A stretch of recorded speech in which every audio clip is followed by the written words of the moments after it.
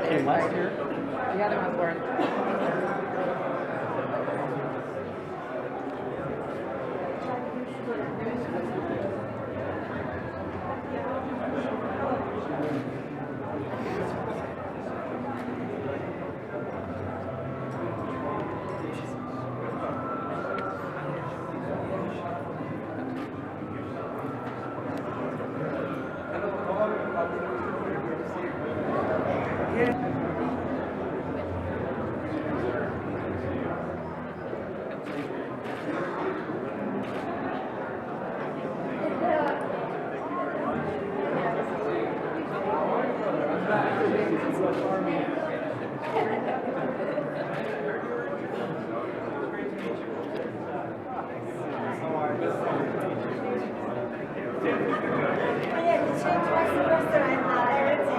I thank you very much for seeing a lot.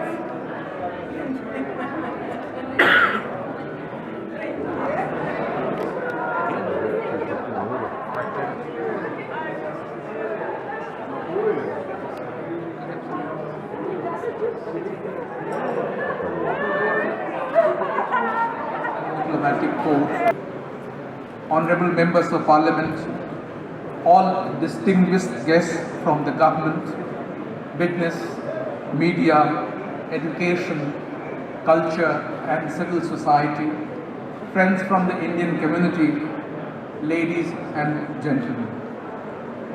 Namaskar, merhaba, and a very warm welcome to the celebration of the 77th Republic Day of India. On this historic day in 1950,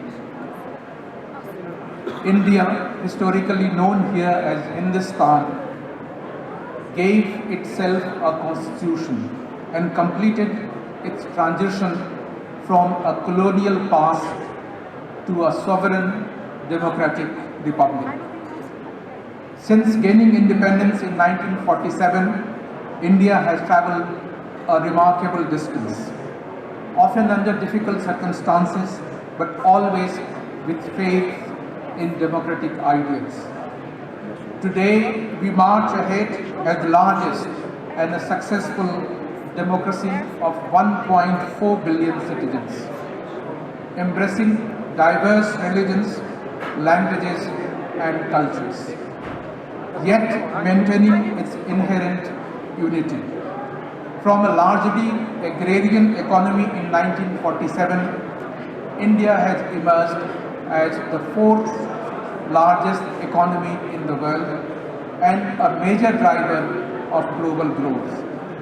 These achievements are not merely national milestones. They position India as a responsible stakeholder in global affairs, committed to interstate cooperation, multilateralism, and shared prosperity for all. Let me share a picture of the historical trajectory of our centuries-old relationship with Anatolia. The great migration of Turkic tribes some 2000 years ago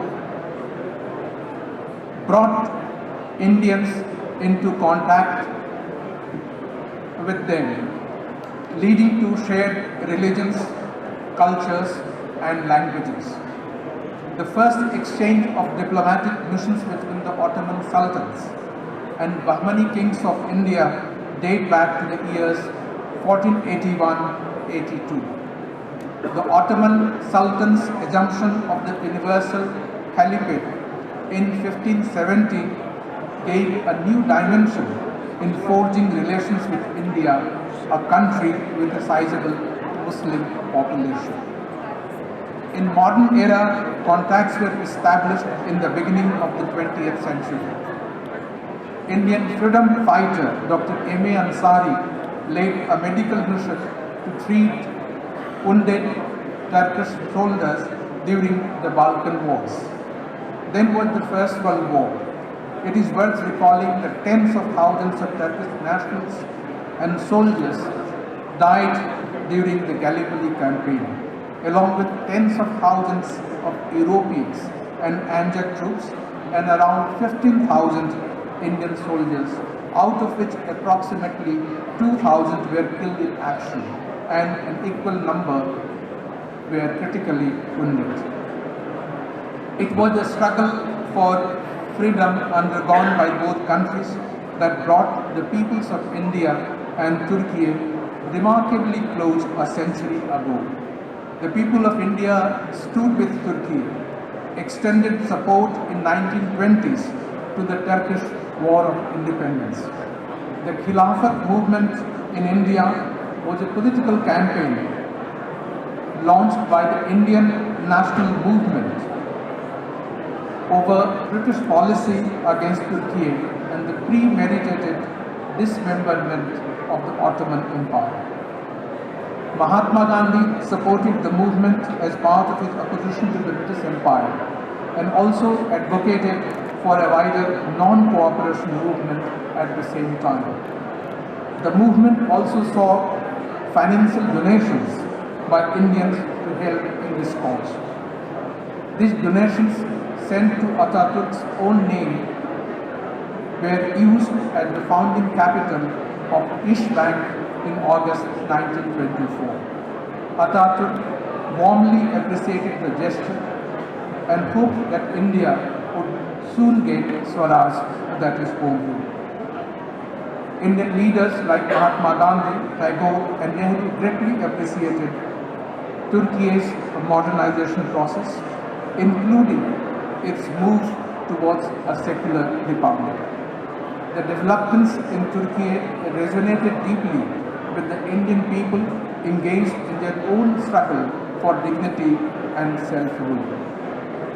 So when India became independent in 1947, Turkey recognized our independence immediately, and within a year, both countries had established their missions.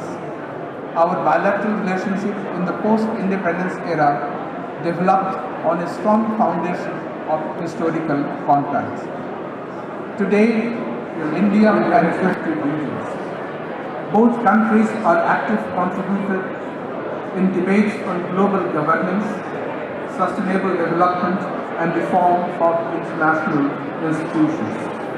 Our bilateral, as India moves forward, it seeks global partnerships grounded in dialogue, mutual respect, and shared benefit. Strengthening India-Turkey relations in this spirit will contribute not only to our bilateral ties, but also to global stability, development, and prosperity.